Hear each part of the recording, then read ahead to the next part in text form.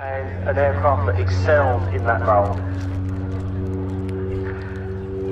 That role was to fulfill a requirement from the US military in the early 1960s for a new close support aircraft, providing support to ground troops. It had to be tough, it had to be easy to maintain, it had to be relatively straightforward to operate, and it all had to be substantially plus -3G. It had to be able to fly aircraft carriers, have a top speed of 350 miles an hour, carry 2,400 pounds of cargo, or 6 paratroops and stretchers, and a great deal else besides. And the result was the North American Rockwell OV-10. And straight from that spiraling climb up to about 1,500 feet, this is the faster end. But this aircraft is not about speed, and we'll come on to that in a moment, but this is opening up to around about, I'd say getting it towards the 300 knot mark.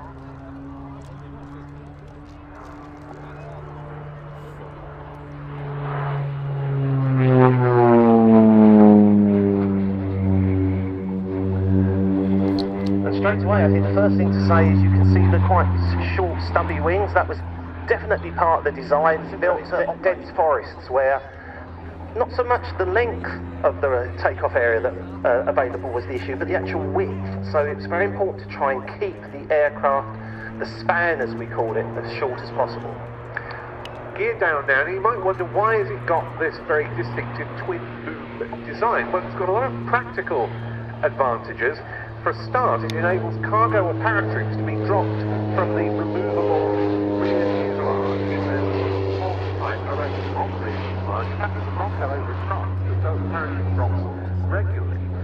It also puts the tail surfaces in a propeller wash, which helps allow single engine takeoffs should they be necessary, even from unprepared strips. And crucially, the crew have got excellent visibility from the cockpit. They're sitting well in front of the engines. And when you compare this to the smaller forward air control and battlefield reconnaissance aircraft the US military had operated before that, the advantages are just so numerous. Much faster, so it can reach its operating area much more quickly. It can cruise at higher altitude, down to small arms fire range. And that flat 360 we saw just then is very much what this aircraft spent a lot of its time doing, a kind of loitering, because its job was to observe and then, as necessary, call in other assets to maybe attack a target. It may be to carry out further reconnaissance. But this aircraft could call up support from other aircraft, from ground-based artillery, even close to the sea, it could call up firepower from ships offshore. In addition, of course, also carry out its own ground attack. Yes, all of this was brought to bear in Vietnam. It entered service with the US Air Force in July 1968, by which time the conflict in Southeast Asia really was already well underway. The US Marine Corps brought them into use first, and as you say, they were able to conduct their own strike missions as well as providing battlefield reconnaissance and other close support units.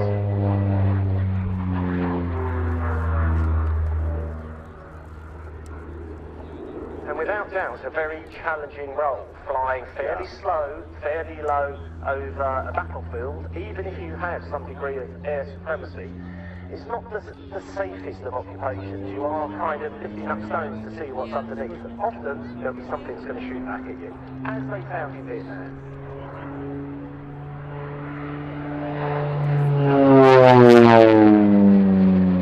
But one of the great things about the Bronco was that, as we say, they were able to call in strikes by fast jets. They were even able to do laser designation of targets for example, US Air Force F-4 Phantoms in Vietnam.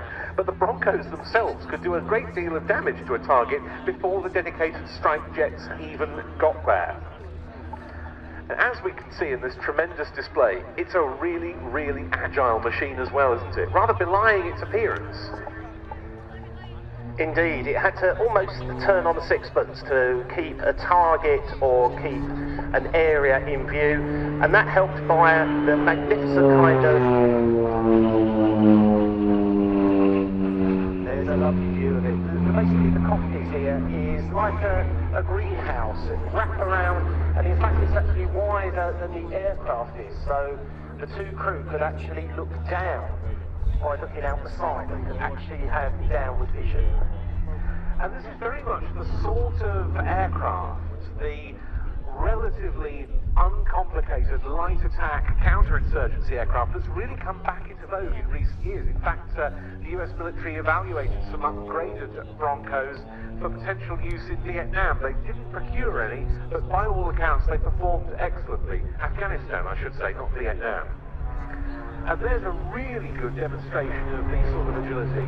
A high pass back in 9 degrees wide, 90 degrees cover.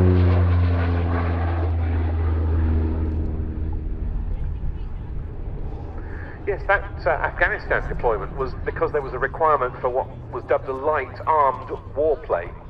They probably believed supported special forces in the fight against ISIS or Daesh. And yes, it's still an aircraft that could very well be relevant today for those types of purpose. They're still in use with the US State Department's Bureau of International Narcotics and Law Enforcement on counter-narcotic spraying missions in South America, and the Californian Department of Forestry flies them for fire spotting.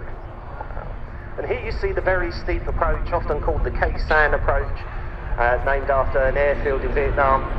Just the type of approach you fly when the area around your airfield is still a little bit hot. Try and limit your vulnerability to ground fire. Right here then, instead of a nice 3 degree slope down to land, you basically get above the airfield, dive straight down onto the runway and stop.